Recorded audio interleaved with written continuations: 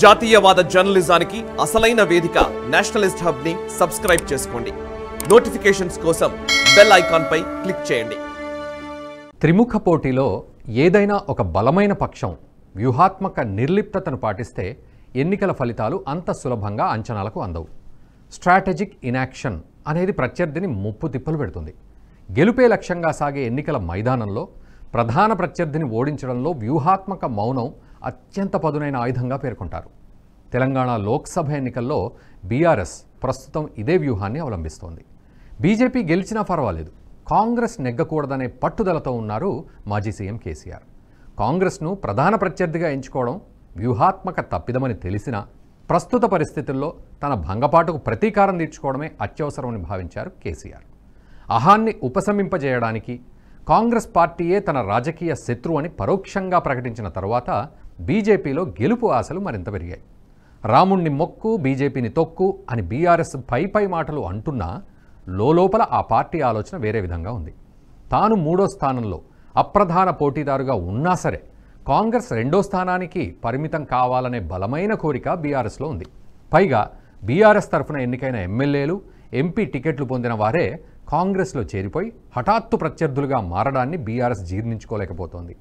దానం నాగేందర్, పట్నం సునీత మహేందర్ రెడ్డి, రంజిత్ రెడ్డి, కడియం కావ్యాలను ఓడించాలని గులాబీ పార్టీ శత విధాలా ప్రయత్నిస్తోంది.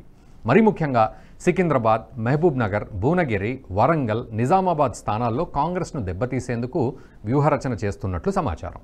సీఎం సొంత జిల్లా అయిన పాలమూరులో వంశీచంద్ రెడ్డిని, భువనగిరిలో ముఖ్యమంత్రికి సన్నిహితుడిగా పేరున్న చామల కిరణ్ కుమార్ రెడ్డిని, వరంగల్లో కడియం కావ్యను, నిజామాబాద్లో జీవన్ రెడ్డిని ఓడించాలని తాపత్రయపడుతోంది. నల్గొండలో మాత్రం జానారెడ్డి కుమారుడు బరిలో ఉండడంతో బీఆర్ఎస్ కొంత అనుకూల వైఖరి ప్రదర్శిస్తోంది. దీంతోపాటు ఇటీవల కండువా మార్చి బీజేపీ తరఫున నల్గొండ లోక్సభ బరిలో నిలబడిన బీఆర్ఎస్ మాజీ శానంపూడి సైదిరెడ్డిని ఓడించాలని గులాబీ పార్టీ భావిస్తున్నట్టు భోగట్ట. సికింద్రాబాద్ స్థానంలో బీజేపీ హ్యాట్రిక్ పక్కా అని తెలియడంతో కాంగ్రెస్కు డిపాజిట్ దక్కకుండా చేయాలనే ఉద్దేశంతో పద్మారావును బరిలోకి దింపింది బీఆర్ఎస్. సికింద్రాబాద్ శాసన స్థానం నుంచి ఎమ్మెల్యేగా ఎన్నికైన పద్మారావును పోటీలో పెట్టడం వల్ల కనీసం 1,00,000 ఓట్లు చీలిస్తే కాంగ్రెస్కు డిపాజిట్ దక్కదనే ఆలోచనలో ఉంది బీఆర్ఎస్. మజ్లీస్ విషయంలోనూ కేసీఆర్ లోపల తీవ్రమైన కోపంతో ఉన్నట్లు తెలుస్తోంది. బయటికి ఎక్కడా ప్రస్తావించకపోయినా హైదరాబాద్ పార్లమెంట్ సెగ్మెంట్లో అసదుద్దీన్ను ఓడించాలనే ఉద్దేశంతో గులాబీ బాస్ ఉన్నట్టు సమాచారం. అయితే హైదరాబాద్ లోక్సభకు జరిగిన గత ఎన్నికల్లో బీఆర్ఎస్ పెద్దగా ఓట్లు చీల్చలేకపోయింది. ప్రధాన ప్రత్యర్థులకు దూరంగా ఎక్కడో ఉండిపోయింది. ఈ పరిస్థితిని మదింపు వేసిన కేసీఆర్ ఎంబీటీని ప్రోత్సహించినట్టు సమాచారం. ఓవైసీ సోదరులకు తన ప్రతాపం తెలియాలనే పట్టుదలతో గులాబీ బాస్ ఉన్నట్టు భోగట్ట. ఎంబీటీ అభ్యర్థి కనీసం 80,000 ఓట్లు చీల్చినా అది ఎంతో కొంతమేర మజ్లీస్కు ఇబ్బందికరంగా మారుతుంది. యాకత్పుర, చార్మినార్, బహదూర్పుర ప్రాంతంలో ఎంబీటీ బలంగా ఉంది. మరోవైపు గోషామహల్ అసెంబ్లీ సెగ్మెంట్లో బీజేపీతో పాటు బీఆర్ఎస్ కూడా బలంగా ఉంది. ఈ మొత్తం కారణాలను మదింపు వేస్తే రాబోయే ఎన్నికల్లో మజ్లీస్ గండం గట్టెక్కడం అంత సులభం కాదు అని అర్థమవుతోంది. బీజేపీ బలంగా దూసుకుపోతున్న సెగ్మెంట్లలో బీఆర్ఎస్ మౌనం పాటిస్తోంది. కమలం పార్టీ అభ్యర్థులు మంద్రస్థాయిలో ప్రచారం చేస్తున్న నియోజకవర్గాల్లో బీఆర్ఎస్ ఓట్లు చీల్చడం కోసం పెద్ద ఎత్తున ప్రచారం చేస్తోంది. అంటే బీజేపీ తన పూర్తి శక్తి సామర్థ్యాలతో గెలుపు దిశగా పయనం చేస్తున్న నియోజకవర్గాల్లో బీఆర్ఎస్ నిర్లిప్తంగా ఉంది. బీజేపీ అభ్యర్థులు గట్టి పోటీ ఎదుర్కొంటున్న స్థానాల్లో బీఆర్ఎస్ పూర్తి స్థాయిలో ప్రచారానికి తెరలేపింది. పరోక్షంగా బీజేపీకి సహకరించడం వల్ల బీఆర్ఎస్ 2 ప్రయోజనాలు ఆశిస్తున్నట్లు తెలుస్తుంది. తన ప్రధాన ప్రత్యర్థి కాంగ్రెస్ను దెబ్బతీయడంతో పాటు రాబోయే రోజుల్లో ఎదురయ్యే కష్టకాలంలో ఆలంబన కోసం కూడా బీజేపీ అభ్యర్థుల గెలుపులో పరోక్షంగా బీఆర్ఎస్ సాయం అందిస్తోంది. రాష్ట్రంలో కాంగ్రెస్ అధికారంలో ఉన్నప్పటికీ బీఆర్ఎస్ బలమైన ప్రతిపక్షంగా ఉన్నా సరే వీటితో సంబంధం లేకుండా లోక్సభ ఎన్నికల్లో బీజేపీ మెరుగైన ఫలితాలు సాధిస్తుంది. గత లోక్సభ ఎన్నికల్లో అసెంబ్లీ ఫలితాలతో నిమిత్తం లేకుండా 4 పార్లమెంట్ స్థానాలు బీజేపీ కైవసం చేసుకుంది. కాంగ్రెస్ బీఆర్ఎస్ల మధ్య నెలకొన్న వైరం ఈ ఎన్నికల్లో బీజేపీకి అదనపు లాభం చేకూరుస్తుందని చెప్పొచ్చు. ఒక్క కరీంనగర్ స్థానంలో మాత్రమే బీఆర్ఎస్ సర్వం ఒడ్డి పోరాడుతున్నట్లు అర్థమవుతోంది. కరీంనగర్ స్థానంలో కాంగ్రెస్ అభ్యర్థిని ఆ పార్టీ అధిష్టానం ఇంకా ఖరారు చేయకపోవడం బీఆర్ఎస్కు ఎంతో కొంత అనుకూలిస్తోంది. అదే సమయంలో బీజేపీ మెజారిటీ ఎంతో కొంత తగ్గే అవకాశం కూడా ఉంటుంది. కాంగ్రెస్ టికెట్ వెలిశాల రాజేందర్కు ఖరారు చేసే ఛాన్స్ ఉందనే ప్రచారం సాగుతోంది. కాంగ్రెస్ పార్టీ ఎన్నికలకు ముందే సుమారు 7 స్థానాలపై ఆశలు వదులుకున్నట్టు పరిస్థితిని చూస్తే తెలుస్తోంది.